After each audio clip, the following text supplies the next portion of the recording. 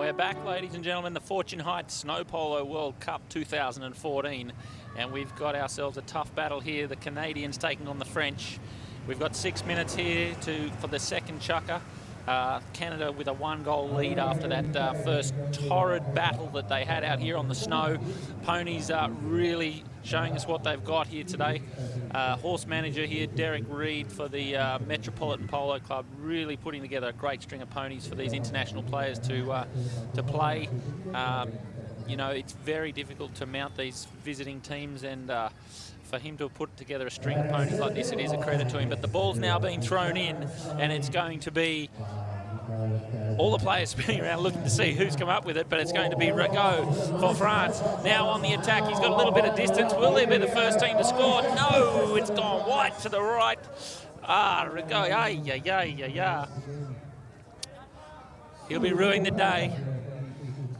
It's not easy, ladies and gentlemen, when you're going that quick to keep this ball running straight and true.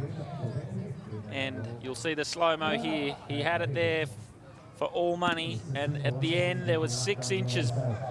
It missed by 6 inches. Now Canada coming straight up the line. Rigaud again on the attack. Here he goes, trying to rectify the last one, leaves it behind.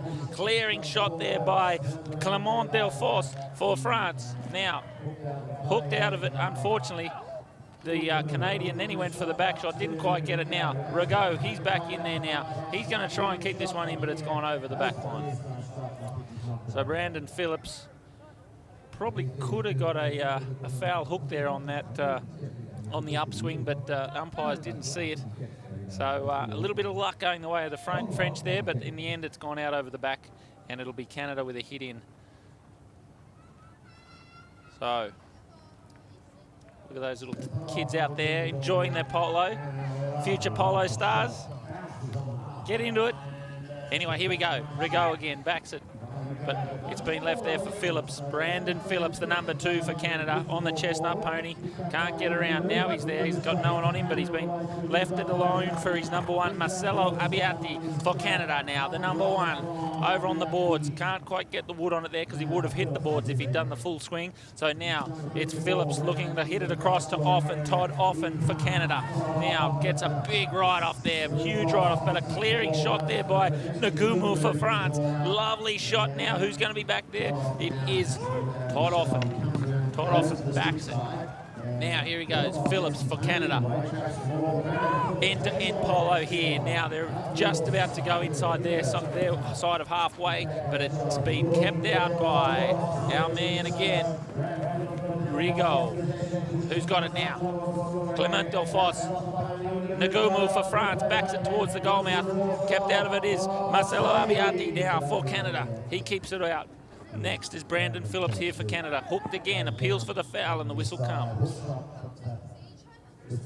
Brandon Phillips appeals for the foul, and he gets it. Whistle's gone. Umpires discuss where they'll move it to. They say that as Canada was on the attack, the move will be the ball will be moved up to halfway, and it will be a penalty 5B from halfway for the Canadians, giving them field advantage. And now it will be Todd Offen, the number 3 5-goaler from Canada, to take this shot. Probably on a still day, he probably could slot it from here, but I'd say he'll probably try and get a little bit more field position before he unleashes the big ball. So he's run it along the ground looking for his number 2, Brandon Phillips for Canada. He backs it straight towards the goal. Oh, and it's gone wide to the left. Would have put them 2-0 up, but now France, will they capitalise? You can see it here. Again, only missing by, look at the curve on that, missed by a foot, if that. So France now on the attack, but it's gone out over the boards. So still just inside the French half, with Canada in a position to strike from here quite easily if they get the lucky bounce out of the line out. Now the ball's gone back to the line out for France. Backs it across, looking for his runner. Marcelo Abbiati he's back. Now it's gone back here to Rigaud. Rigaud backs it, cross looking now, here he is, hitting it to his number one, Clement Delfosse, who has to get past Todd Offen for Canada, gets a very good bounce off the shoulder of the pony now. Who's here? It is our number one, Marcelo. Clement Delfosse leaves it behind. Rigaud takes the man, then comes up with the ball. Rigaud for France, but he can't quite get there. Now Marcel Albiati, lovely little back shot there, but who's back there? It is Clement Delfosse for France. Turns it, leaves it and takes the man as he goes, leaves the ball behind for Rigaud. Rigaud all by himself, doesn't get the bounce he wanted. Who's going to clean it up? Nagumo on the grey pony, opens up, and great big shot, but the goal judge waves it away to the right. So, French were in, seconds ago were in their own half. Now they've got the Canadians where they want them, down in their half. Can they keep them here? Defence is the key here, and it looks like Brandon Phillips is trying to get a bit of a lead on here to give Todd Offen someone to hit to. Todd doesn't get a clean hit here. Todd Offen now, the number one for France. Back shot. He's named Clement Delfosse, but he can't get it where he wants to go. So Nagumo tries to clean it up. Now it'll be the number one again appealing for the foul. Delfosse cannot convert because he's been fouled by the looks of that. Whistle has gone. And we'll just see if we can get a replay here. Very interesting play there, but the French, it looks like they're going to give them the opportunity of a spot where the penalty occurred, and this could be the equaliser for France. This is what they wanted, the French, and 1 minute 13 left on the clock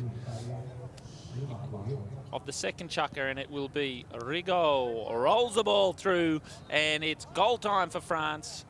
One apiece. We've got ourselves a tied ball game, and it will be Canada hitting in from the back line to try and get this ball down into the other half and see if they can put another point on the board. So Canada now hitting it forward. Rigaud goes back in defence. Now here he is, Todd Offen for Canada, getting the ball. Oh, it doesn't go, and right on the halfway line, it has gone out over the board. Lovely big shot, but I think once he got the height up there, the wind got a hold of it, and there'll be a throw-in on the far side of the field. Ball gets thrown in. Oh, here he goes. It's France. Clement Delfosse. There's no one on him. And he's a little bit out of the strike zone at the moment. He'll run the ball in slowly. Can he keep the dream alive? Oh, and it's going to roll over the goal. It is. It's a goal. It's an amazing goal for France. Clement Delfosse runs the ball out of the line, out straight through. So the team that was leading down by 1 goal coming into this chukker has now, going into the final chukker, will be 1 goal in front. And look at this. Watches it just roll. Watches it roll. And that's a great goal for the number one, Clement Delfosse of France. So the umpires have said they'll change ponies at the end of this. I think the